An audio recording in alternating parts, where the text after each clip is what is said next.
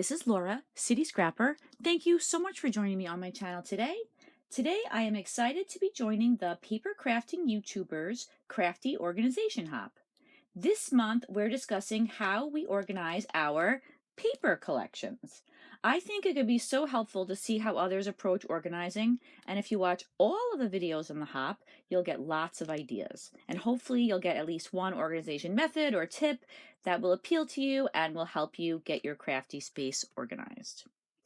When my supplies are organized, I can easily find everything, and I find that scrapbooking is much quicker and much more enjoyable. I don't feel there's any one way that is perfect for storing papers. If you store by collection or by topic, you can't necessarily find a color that you need. If you store by color, you can't necessarily find everything you need from a particular collection. So I decided that when I have paper and embellishments that are from the same collection, I'm going to store everything from that collection together. So I'll store things like 12 by 12 inch papers, pads, stickers, chipboard, washi, and any other embellishments that I have in one place. For many collections, I find that everything I have will fit into a plastic bag such as this. I buy 13 by 15 inch clear plastic Ziploc bags from Amazon.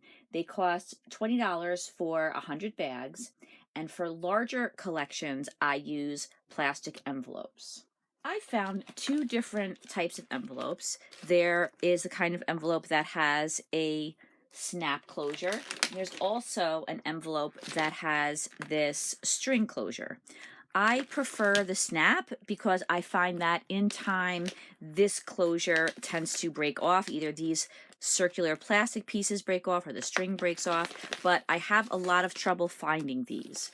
So I used to buy these at AC Moore, and AC Moore went out of business, and I've been looking around online, and to find them at a reasonable price is hard. Right now, I'm buying them from Hobby Lobby. HobbyLobby.com has packs of 10 for $8.99, and that's the most reasonable price that I can find. But if you have any other suggestions for where you can get them, please leave them in the comments. I would really appreciate that. So I mark each bag or envelope with a tab. So I have a punch. This is a McGill punch, and it punches out tabs that look like this. This is an old punch, but there are other similar punches out there, and this punch is often available secondhand on sites such as eBay, but they can be pricey. I had to pay up for mine, and then I dropped it on the floor and it broke. Luckily, I was able to find a new one, and then eventually my husband was able to fix the first one. So I have this one, and then I have a backup. But I do think that it was well worth the money because I use this punch on a regular basis, and it's definitely the most used punch in my craft room.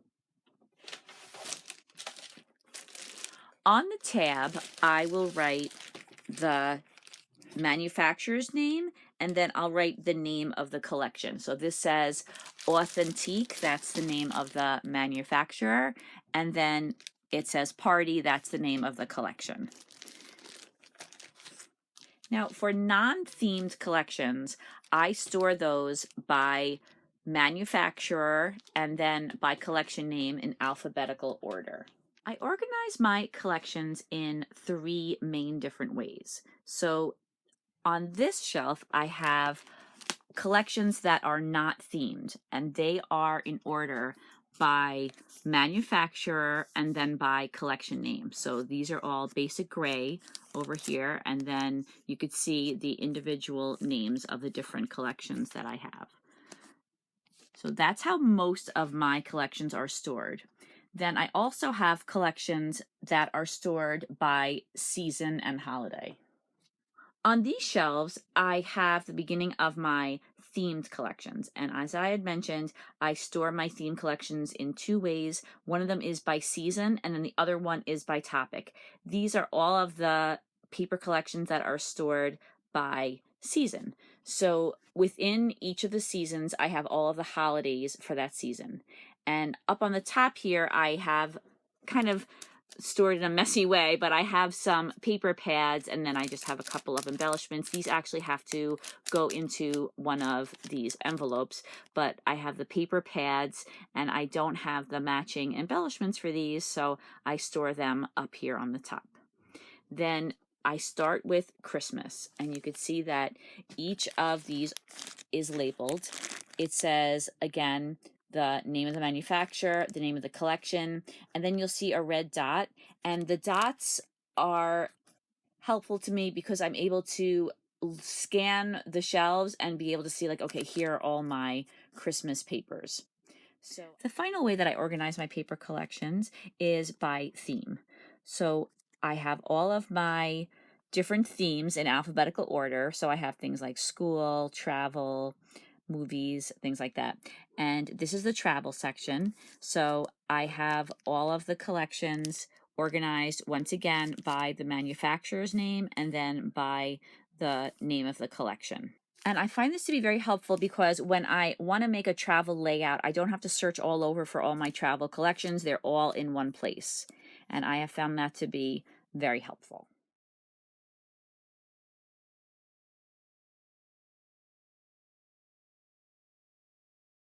I use color-coded dots, and these are basically just a visual guide for me, so I can easily see on my shelves where each theme begins and ends just by looking at the different colors on the tabs. So these are dots that I, again, got from Amazon. They come pre-colored. There were also some white dots, and I was able to use my alcohol markers and color the white dots different colors because I didn't have quite enough colors with these dots to label all of my collections. So I have to work on that this summer because I have some collections that I have not put my dots on yet, and that's something I have to work on this summer. I have some papers that I don't have a lot of, or I don't have any matching embellishments for, and those papers I will store in envelopes that just say the color that the papers are, and this is really useful when I'm making a layout, I'm working with a collection, and I just don't have enough of a certain color paper. I can look in these, and I am often able to find the color that I need. I also have pattern papers that are somewhat solid, like this one.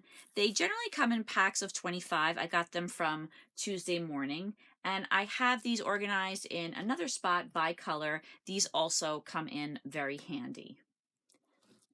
One thing I would like to rethink in my craft room is these big boxes of stickers that I have. There's another one of them as well. I have these stickers. They don't go with any collections that I have, and I find I rarely go into these boxes. And they have some really nice embellishments that I really like.